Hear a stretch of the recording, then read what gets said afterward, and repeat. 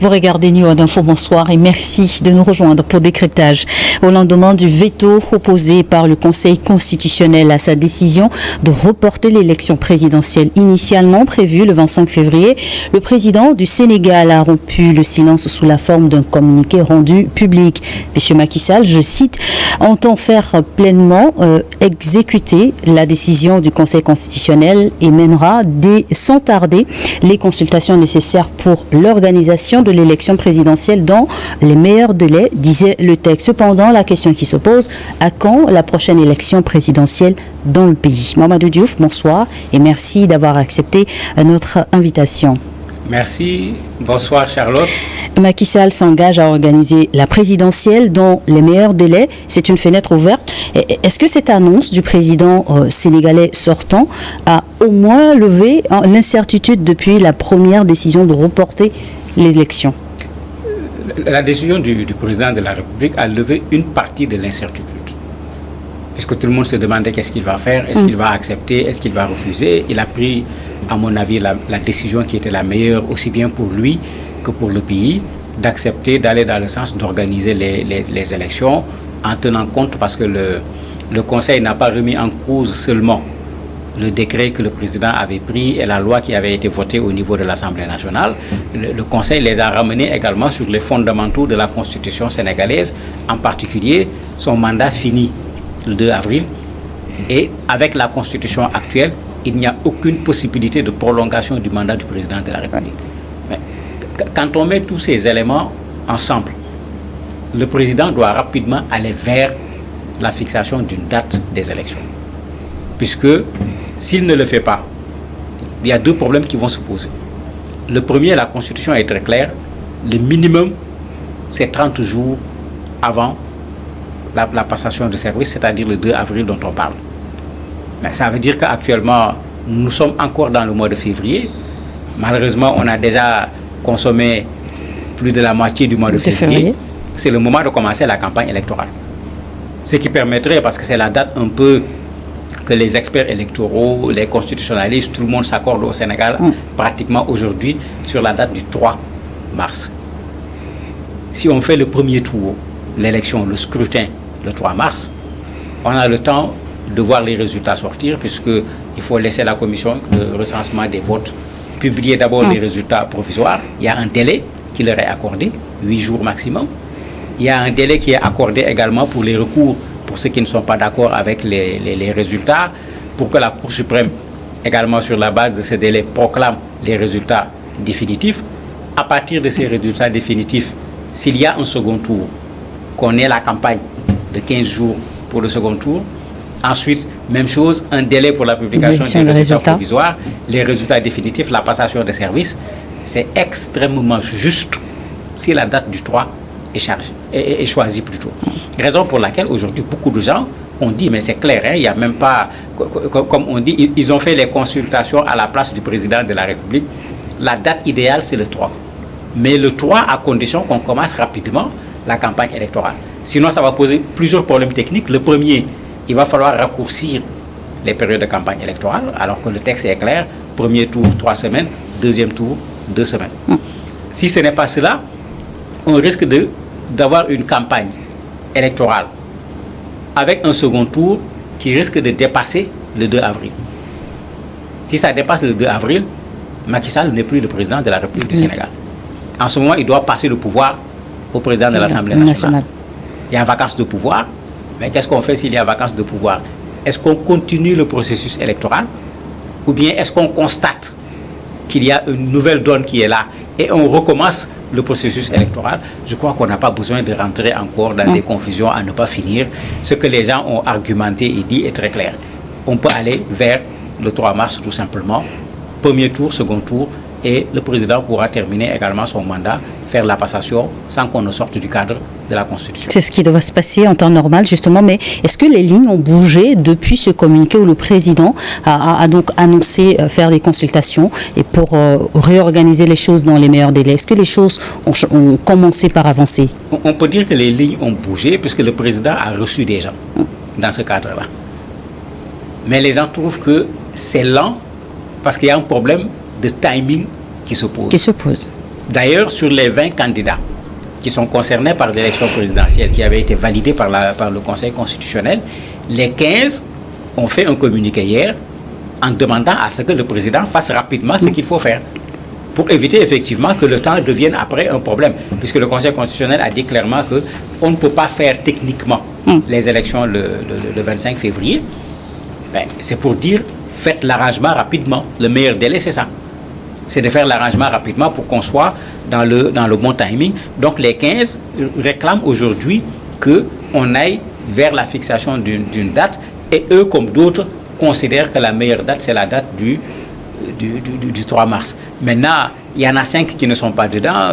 C'est Amadouba, le candidat du pouvoir. C'est Idriss Seck qu'on n'a même plus entendu. On ne sait plus où se trouve ce monsieur-là, ou qu'est-ce qu'il est en train de manigancer pendant toute cette période de silence. Il y a Mohamed Boun Abdallah Dionne qui était d'accord avec le dialogue politique du président de la République en pensant qu'il pourrait remplacer éventuellement Amadouba. Il y a Rose Wardini qui n'a pas signé, qui est dans une situation difficile avec cette question de nationalité multiple. Il y a Boubacar Camara.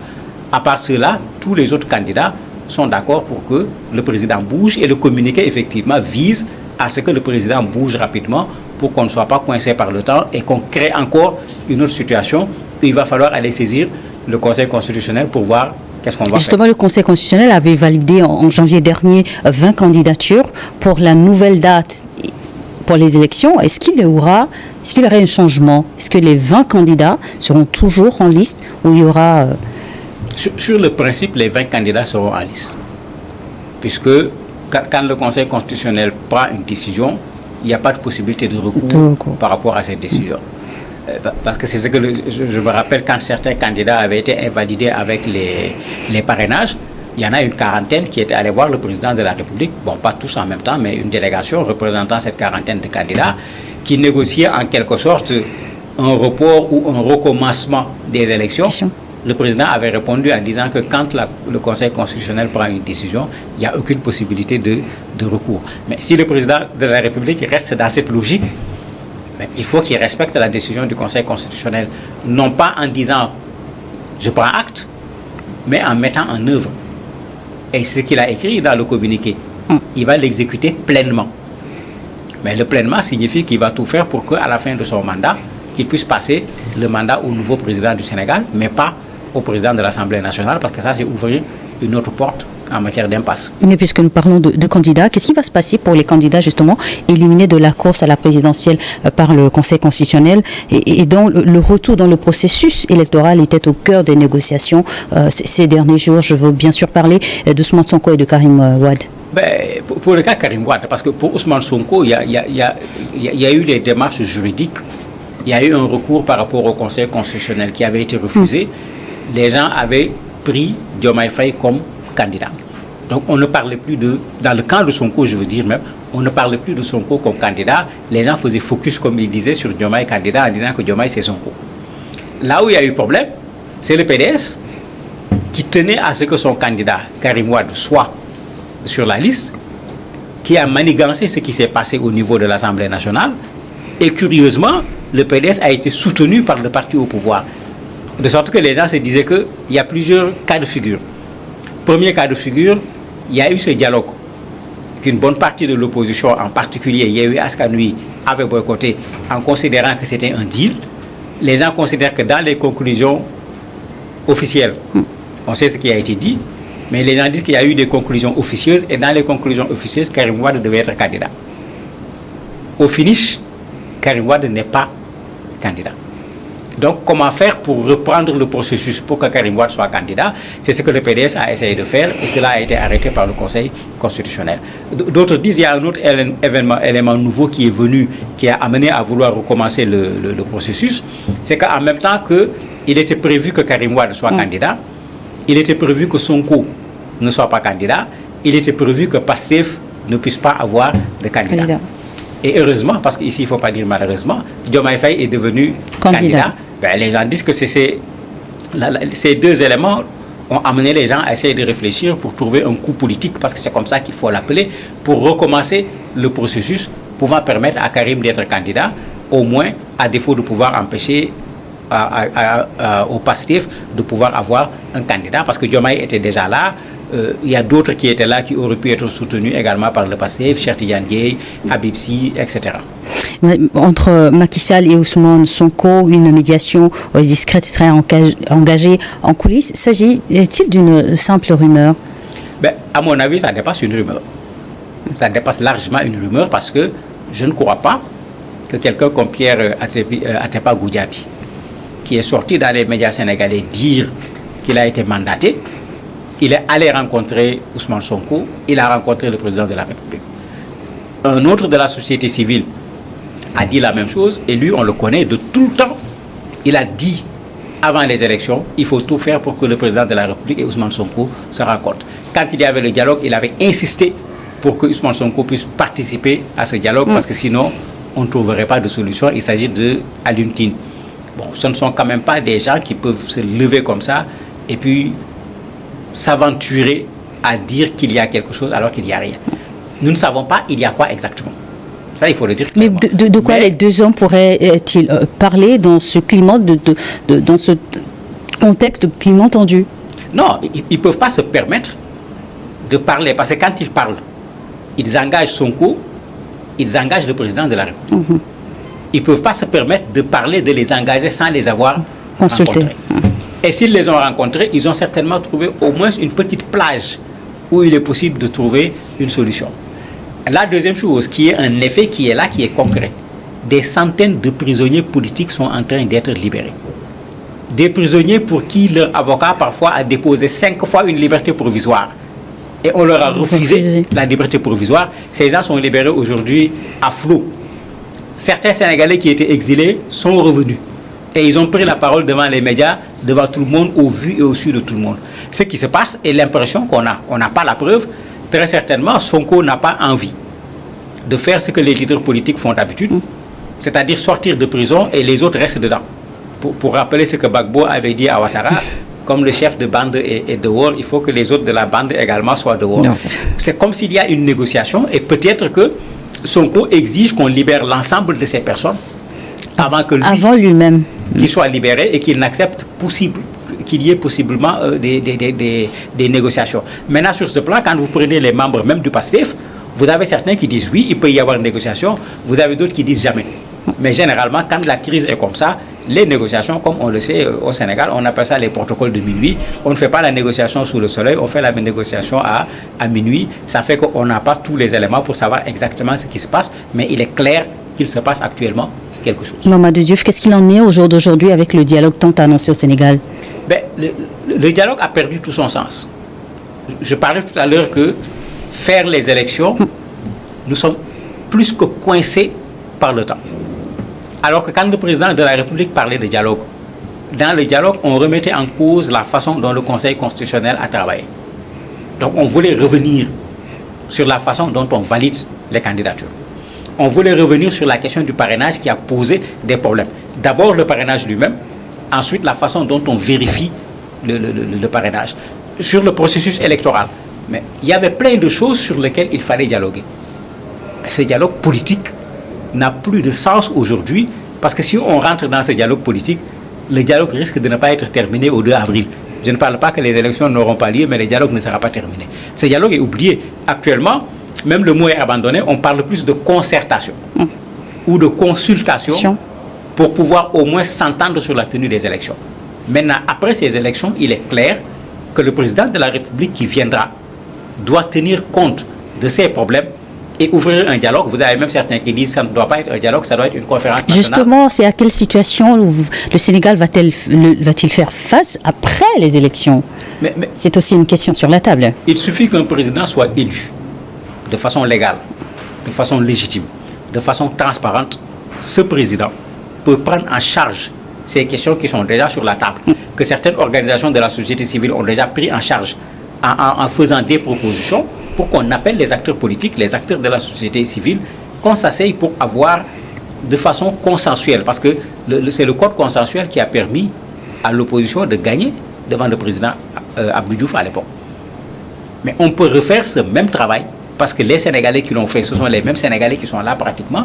On peut refaire ce même travail, avoir un document qui est un document sur lequel les gens s'entendent pour pouvoir continuer à faire en sorte que la démocratie sénégalaise soit un exemple. Mais sinon, ça va être véritablement le contraire, parce qu'avec ce qui vient de se passer, si le Conseil constitutionnel avait fait le contraire, mais on ne parlerait plus d'exemplarité par rapport au Sénégal en matière de démocratie. À ce stade, est-il possible ou non de refaire le processus? Refaire le processus à ce stade n'est pas possible, sauf si on sort du cadre constitutionnel.